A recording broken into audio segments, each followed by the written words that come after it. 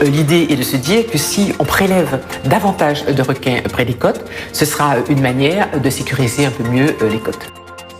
Chasser les requins pour sécuriser la baignade et les activités nautiques, c'est l'info du jour. L'État autorise et intensifie la pêche. Georges Paulangevin s'en explique dans un entretien exclusif accordé à Antenne Réunion.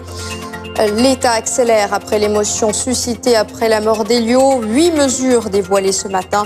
La pêche ne résoudra pas tout, précise la ministre. Les détails, son interview et vos réactions dans ce journal. Pas de révolution, mais un tournant dans cette crise requin. L'État accélère et sur les 8 mesures présentées ce matin, il cède. Feu vert désormais à la pêche des requins, une pêche plus intensive et ciblée dans la réserve marine. Et c'est ce que beaucoup demandaient après la mort d'Elio. Vous réagissez ce soir et plutôt favorablement. À Saint-André et Saint-Paul, Guillaume Perrault et Frédéric Regnault.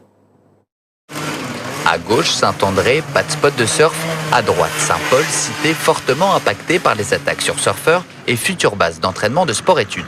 Aujourd'hui, la ministre des Outre-mer a annoncé augmenter le quota de capture de requins bulldogs et tigres dans la réserve marine. Pêcher, tirez tout dans la mer aux enfants. Pensez aux enfants. Si c'est pour le manger, c'est pour juste pour les tuer, pour rien, ça ne vaut pas le coup, mais c'est pour consommer, ouais.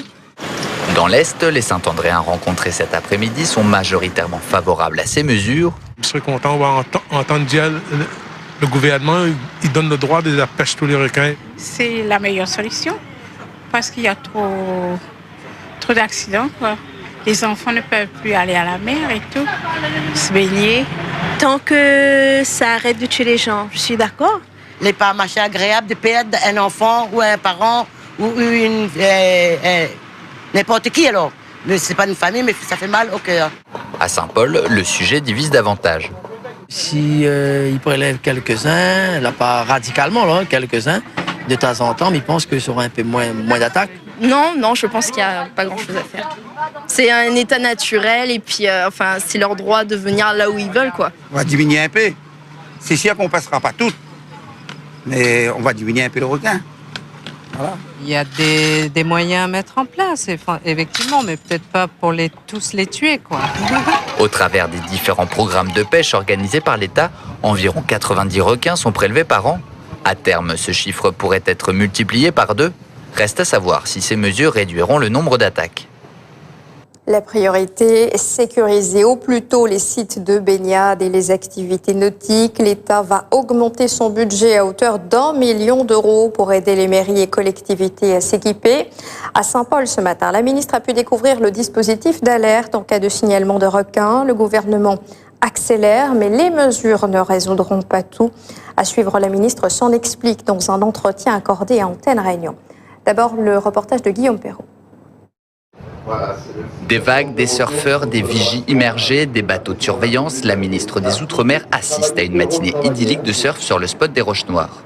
Mais tout d'un coup, un requin est observé. Très vite, dès qu'on observe quelque chose, on peut faire évacuer immédiatement le spot de surf. Sifflet, fumigène, en moins d'1 minute, les surfeurs sont hors de l'eau.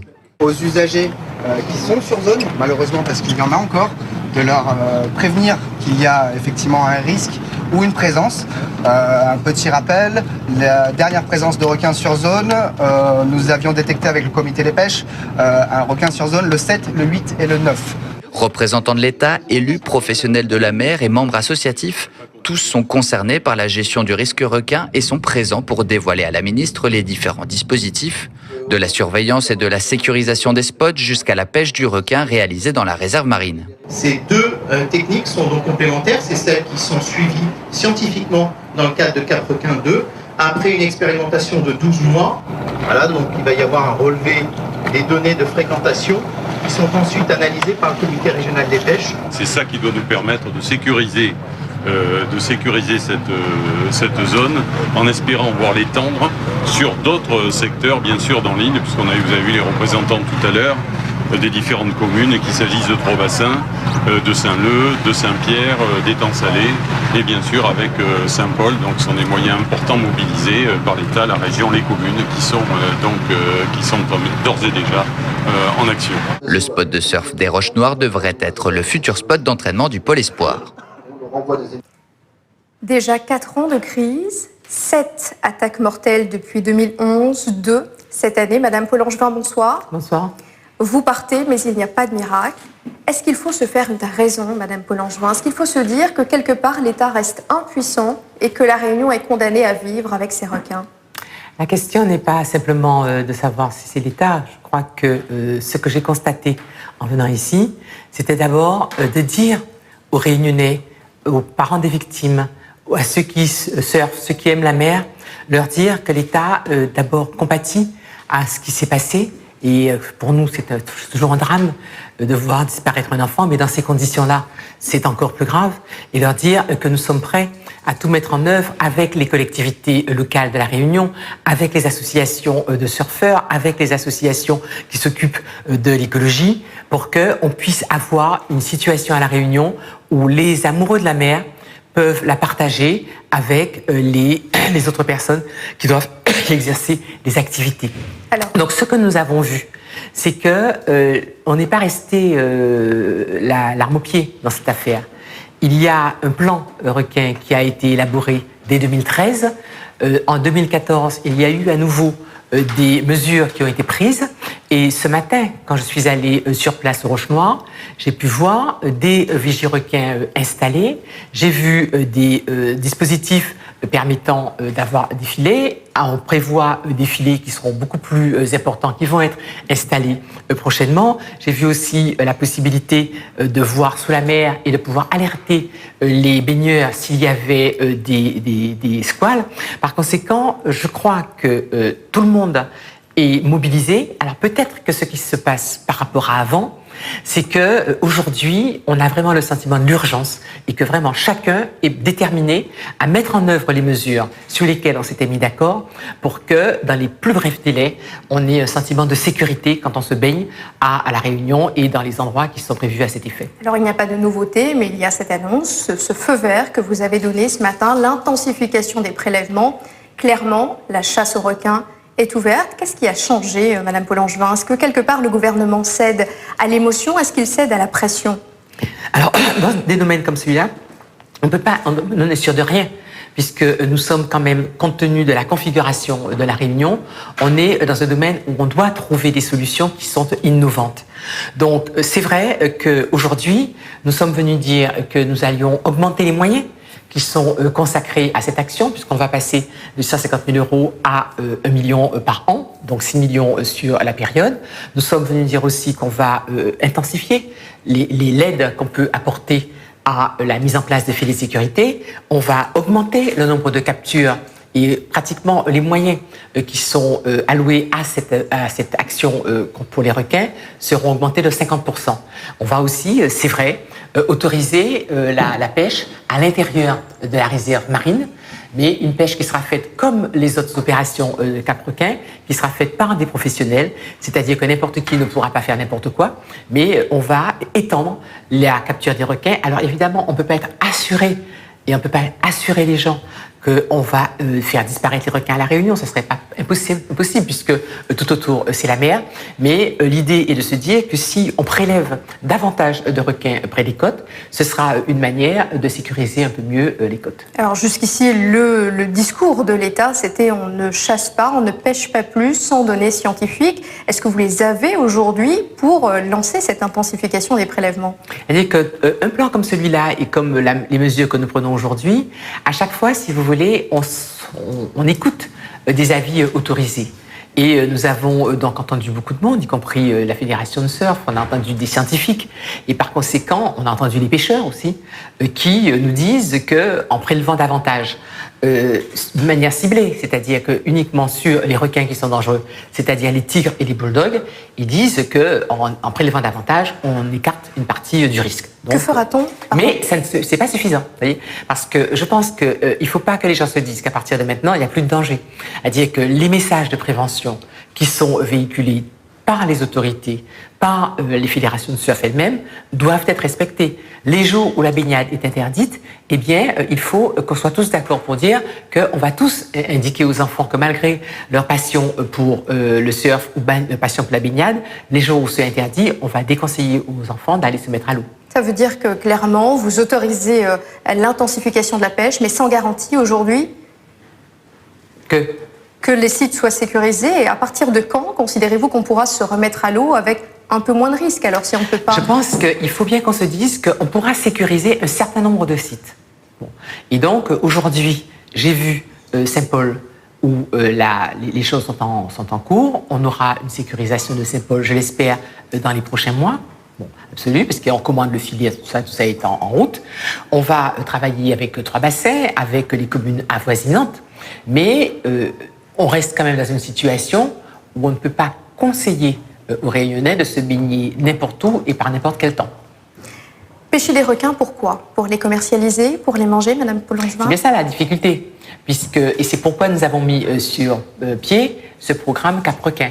Puisque si les requins étaient commercialisés, les pêcheurs auraient eu un intérêt à aller les prendre. Alors qu'aujourd'hui, dans la mesure où la commercialisation des requins, et notamment la vente pour la consommation, est déconseillée, il fallait que nous puissions inciter les pêcheurs à sortir, et donc la raison pour laquelle on leur donne une indemnisation. Bon. Mais c'est vrai qu'aujourd'hui, on m'a interrogé sur ce sujet, et on me dit, les Réunionnais ont toujours mangé du requin, pourquoi ils ne continueraient pas? Nous n'allons pas aller faire à la police pour savoir ce qu'il y a dans les assiettes des Réunionnais. Mais le préfet ne peut pas autoriser la reprise de la commercialisation du requin pour la consommation tant qu'on n'a pas levé l'interdit qui est celui de l'ANSES, qui est une autorité administrative indépendante. Tant qu'on nous dit, d'une part à cause de la ciguatera, d'autre part à cause de taux de mercure qui sont très importants dans la chair des requins qu'on pêche, on dit il est déconseillé de les manger. Donc le préfet ne lèvera pas son arrêté tant qu'on ne sera pas revenu à des taux de mercure qui soient acceptables pour l'ANSES et tant qu'on n'aura pas levé ce risque ciguatera. Donc ceci dit, on peut essayer, et c'est en quoi la recherche et même l'agroalimentaire ont un rôle dans cette affaire, on peut faire en sorte qu'on puisse valoriser mieux le requin. Par exemple, il peut y avoir peut-être des usages médicaux, il peut y avoir des usages qui soient pour l'alimentation des animaux, mais tout ça, il faut qu'on développe la recherche là-dessus. Et enfin, il faut aussi qu'on développe la recherche sur le comportement de ces animaux, puisqu'on nous a bien expliqué que ces squales, notamment les tigres et les bulldogs, ont d'ailleurs des comportements différents, qu'il y a des moments où ils attaquent dans un groupe, ils attaquent un enfant ou une personne et pas l'autre. Par conséquent, la recherche scientifique sur ce sujet est quelque chose qui est éminemment utile, mais bien évidemment, nous savons qu'on est sur des tempos différents. On doit à court terme prendre des mesures de sécurisation des lieux de baignade et à moyen terme, grâce à la recherche scientifique, nous pourrons mieux comprendre le comportement de ces animaux et donc mieux nous prévenir. Alors le nombre de requins reste une question en suspens et suspendue aux recherches. La réserve marine a été une nouvelle fois pointée du doigt. Qu'est-ce qu'il advient de cette réserve? Elle reste protégée? Alors la réserve marine a été mise en place à La Réunion pour protéger le récif corallien et pour protéger la biodiversité. Vous savez qu'en la matière, les Outre-mer sont une richesse pour le monde, puisque la biodiversité dans les Outre-mer, c'est 80 à 90% de la biodiversité de la France et de l'Europe. Donc c'est très important de préserver la réserve marine parce que nous avions une mort progressive du récif corallien. Autre chose est de dire qu'à l'intérieur de cette réserve, on ne peut pas dire qu'il y ait eu une telle augmentation des poissons et que c'est ça qui explique que les requins y viennent. Pour l'instant, ce n'est pas prouvé. Ce que nous avons en revanche dit, c'est que la réserve marine demeure, mais nous allons autoriser les prélèvements à l'intérieur de la réserve. Autrement dit, Cap-Requin sera applicable aussi dans la réserve, donc avec les mêmes précautions, des prélèvements faits par des professionnels qui sont aguerris à cela, mais nous n'allons pas, contrairement à ce que j'ai lu, autoriser tout un chacun à faire de la pêche sous-marine aux requins dans la réserve, puisque précisément, si on veut reconstituer un milieu qui est un milieu protégé, qui est un milieu qui écologiquement est équilibré, nous n'allons pas permettre à tout un chacun d'y aller pêcher partout. Alors, on ne pourra pas ici aborder tous les thèmes de votre visite. Je garderai juste une dernière question, un commentaire sur cette information de presse qui a mentionné votre remplacement par Carole Narassiguin. Madame Paulangevin, est-ce que vous vous sentez décrédibilisée par cette parution, clairement? Je ne sais pas si c'était le but de cette nouvelle, mais franchement, il me semble que quand on commence à être choisi comme ministre. D'abord, c'est un honneur. Ensuite, ça vous donne l'obligation de travailler à fond pour réussir les dossiers qu'on vous a confiés. Mais chacun sait qu'on n'est pas propriétaire d'un poste de ministre et que par conséquent, c'est un contrat à durée déterminée. Bon. Donc, l'essentiel, c'est, durant le temps où on est aux responsabilités, de faire le maximum pour faire un maximum de choses et de les faire bien. Ça a toujours été ma manière de fonctionner. Après, le jour où ça va s'arrêter, le jour où on pensera que je suis plus utile ailleurs, je ferai autre chose. Ça veut dire qu'on vous reverra mi-juin aux côtés de Manuel Valls? Ah oui, ça c'est prévu. Et j'irai avant dans la Caraïbe avec le président de la République. Très bien, on vous suivra également. On arrive au terme de cette discussion. Merci de nous avoir accordé cet entretien. Merci à vous d'avoir reçu. Voilà, cité Corinne Narassiguin, une interview à réaliser juste avant le départ de la ministre pour Mayotte et à retrouver en intégralité sur l'info.re. La pêche aux requins, les associations réagissent. Enfin, dit l'association Prévention Requins Réunion, elle regrette que la décision ait tant tardé à être prise. Le discours de Jean-Bernard Galvez est différent. On les écoute, interrogés par Christopher Lorette et Julie Touzé. On s'attendait peut-être avec, je crois qu'il y a un effort financier qui est fait. Maintenant, on attend de savoir sur quelle ligne ce sera fait, sur quelle orientation sera fait la partie financière, puisque je crois que là, c'est le nerf de la guerre. Jusqu'à maintenant, on avait toujours la région qui participe énormément. Aussi, l'État, bien sûr, mais en majorité, la région. Je crois qu'à un moment donné aussi, il faut qu'on arrive à trouver un compromis pour que les financements puissent aussi arriver de l'État. Satisfait, non. Parce qu'encore une fois, on vient de perdre une vie de 13 ans. Après, satisfait sur un autre registre, oui, parce qu'effectivement, l'État semble montrer et confirmer sa volonté d'amoindrir le risque requin aujourd'hui à La Réunion. On leur a accordé tout ce qu'ils demandent depuis des années. Tuer du requin, on ne sait pas pourquoi, on ne sait pas comment, on ne sait pas comment on va pouvoir dire qu'on sécurise, mais on aura tué du requin et dans la réserve en plus. Je pense qu'il y en a qui doivent boire le champagne ce soir et je pense que c'est une journée très triste pour La Réunion, pour les générations futures qui espéraient qu'elle demeure quelque chose de plus proche de la nature. D'autres réactions. La région déçue, elle espérait une pêche ouverte aux amateurs et plaisanciers.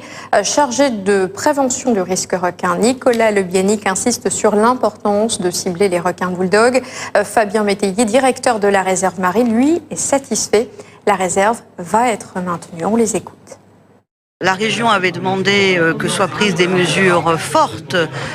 Bien entendu, nous avons un consensus sur le plan qui a déjà été défini et nous demandons qu'il soit mis en œuvre de manière accélérée. Nous avions demandé que la pêche soit renforcée et que notamment l'interdiction de commercialiser soit levée. Nous n'avons pas été entendus et nous sommes déçus sur ce point-là. Nous, notre objectif, c'est d'apporter une pression de pêche régulière, mais également contrôlée et ciblée sur les seuls requins bulldogs dans la bande côtière, puisque c'est effectivement là que se déroulent les activités humaines. Pour autant, pas de garantie de résultat. Bien sûr, on est toujours dans un contexte où les requins sont présents. Le risque zéro n'existe pas, mais on travaille pour essayer de le réduire autant que faire se peut. La ministre a vu que l'objectif numéro 1 de tous les acteurs de La Réunion, c'était de protéger les baigneurs, les surfeurs, les activités nautiques, les protéger dans leur intégrité physique, mais aussi protéger le territoire parce que c'est une crise qui fait souffrir le territoire. Pour nous, la première des préventions, c'est d'avoir un milieu restauré. L'écosystème marin est un écosystème qui ne va pas bien. On a une jeune réserve marine, il faut lui donner les moyens d'exister et de restaurer ce système. Communiqué à l'instant des acteurs du tourisme, ils demandent la création d'un fonds de secours pour accompagner financièrement les entreprises. Ils demandent la commercialisation des requins et ils demandent également à intégrer les décisions prises dans la gestion de ce risque. Vous réagissez sur ce plateau également. Patrick Cerveau, président de l'île de la Réunion Tourisme, bonsoir. Bonsoir. Est-ce que vous adhérez d'abord à cette position commune aux acteurs du tourisme? Tout à fait, notamment la mise en place d'un fonds de secours. Je pense que c'est indispensable. Aujourd'hui, les entreprises du secteur du tourisme souffrent parce que la Réunion souffre, parce que nous avons une mauvaise notoriété au niveau national, au niveau international. J'ai annoncé ce matin les chiffres du tourisme. Vous avez vu qu'ils sont en baisse globalement pour l'année 2014. Et nous devons aider les entreprises si nous voulons qu'elles ne disparaissent pas pendant une période relativement courte. Alors, est-ce que les mesures annoncées aujourd'hui vont suffire à relancer ce secteur au-delà du fonds de secours, la sécurisation des sites de baignade? Je pense qu'il y a une prise de conscience que tout le monde doit aller vite pour sécuriser la mer. J'ai noté également dans les mesures qui ont été prises cette réunion qui se tiendra à Paris et qui permettra de débloquer des fonds pour la communication sur la destination Réunion. En tant que président de l'IRT, je vous dis que c'est quelque chose qui est primordial. On a vu le retentissement de cette attaque, l'attaque d'Elio, il y a 2 semaines, et cet écho dans la presse nationale. Vous confirmez, il est plus long et plus difficile de redresser un secteur que de le voir couler? Écoutez, on constate depuis plusieurs mois, depuis des années maintenant, des attaques à répétition. Ces attaques nuisent à notre notoriété. Nos prescripteurs qui sont en métropole, je pense aux agents de voyage, je pense aux tour opérateurs, ne veulent plus commercialiser la destination Réunion parce qu'ils ont une obligation d'information et ils veulent informer à chaque fois la clientèle qu'il y a un risque à la Réunion. Et cela nuit fortement à l'image de la Réunion, cela nuit au développement du tourisme à la Réunion. Que nous apprennent les chiffres? Est-ce qu'il faut aller chercher des visiteurs ailleurs qu'en métropole, monsieur Sarro? Alors, ces chiffres nous montrent que sur la clientèle métropolitaine, nous dévissons de 6,5%. Par contre, nous gagnons sur d'autres types de clientèle. Sur la clientèle européenne non métropolitaine, nous progressons en 2014 par rapport à 2013 de 49%. C'est vrai que nous partons de loin, mais la satisfaction que nous avons, c'est sur les clientèles allemandes, suisses, belges par exemple, c'est d'avoir un fort taux de progression. Nous voyons également que pour la clientèle asiatique, chinoise et indienne, le requin ne représente pas véritablement un handicap. Donc il faudra aller chercher d'autres clients, des clientèles différentes que la clientèle métropolitaine. L'objectif, c'est 600 000 visiteurs. Cet objectif affiché par la région, est-ce qu'il pourra être tenu? C'est un objectif qui a été fixé au début de la mandature de l'équipe régionale. Depuis, beaucoup d'événements sont arrivés. La crise économique au niveau national, au niveau mondial, la crise requin, ces éléments n'ont pas permis d'atteindre l'objectif de 600 000 touristes. Mais cet objectif subsiste, nous devons travailler pour nous y approcher.